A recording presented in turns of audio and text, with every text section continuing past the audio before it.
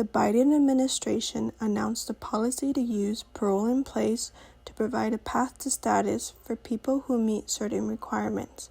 These requirements include 1. Have been continuously present in the United States for at least 10 years as of June 17, 2024, and 2.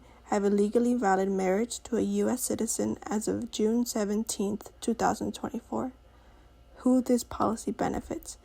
People who have lived in the U.S. for 10 years or more and are married to U.S. citizens but cannot get their green cards because they previously entered without inspection.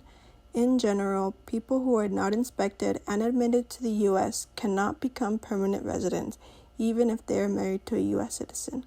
This is because their manner of entry makes them inadmissible.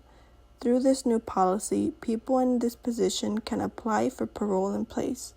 Once they have parole in place, they will be eligible for adjustment of status, the process of becoming a permanent resident or obtaining a green card, once they have approved I-130 family petition filed by their spouse.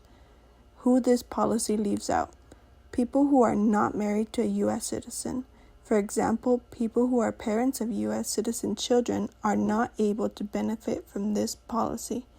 People who are married to a U.S. citizen but have not been in the U.S. for 10 years, and people who marry their U.S. citizen spouse after June 17, 2024. It's important to note that this policy does not offer permanent status in itself. People who benefit from parole in place must then apply for permanent residency. It is also important to note that parole in place does not offer any benefit for people who entered the U.S. with inspection. For example, people who entered on a visa. People who entered with inspection are already eligible to apply for permanent residency based on an immediate relative petition and should not take the unnecessary extra step of applying for parole in place.